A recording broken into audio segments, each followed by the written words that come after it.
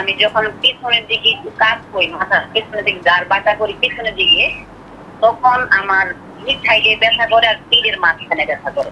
আচ্ছা, আপনি আর একটা কাজ করেন, আপনার এই চিনে হাত দেবেন, এই যে চিন থুতনি, এটা হাত দিয়ে হালকা করে এটা গলার সঙ্গে লাগালেন, লাগিয়ে ডান দিকে সালাম ফেরান, বাম দিকে সালাম ফেরান।